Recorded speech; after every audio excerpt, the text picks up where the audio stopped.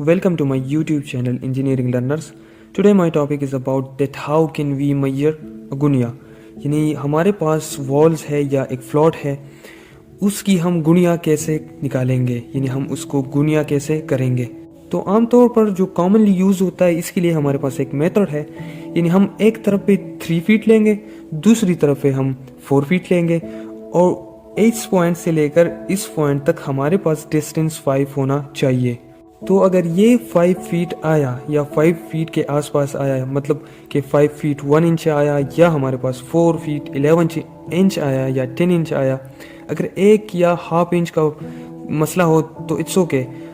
लेकिन अगर हमारे पास 5 फीट 6 इंच आया या 5 फीट 4 इंच आया या हमारे पास 4 फीट 4 इंच आया, या मतलब अगर कुछ 5 या 6 इंच का फ़र्क हो तो फिर एक्सेप्टेबल नहीं होगा, फिर हमारे पास वो वॉल या वो फ्लॉट जो है वो हमारे पास गुनिया में नहीं होगा।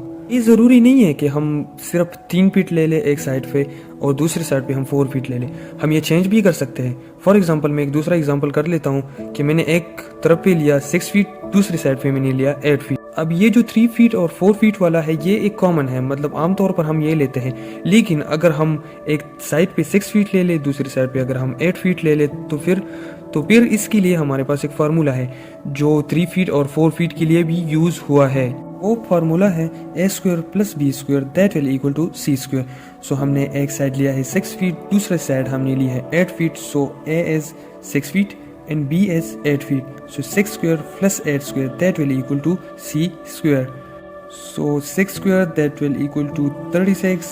If 6 6 are 36 and 8 8s are 64, that will equal to c². So 36 + 64 which is equal to 100 and which is equal to c².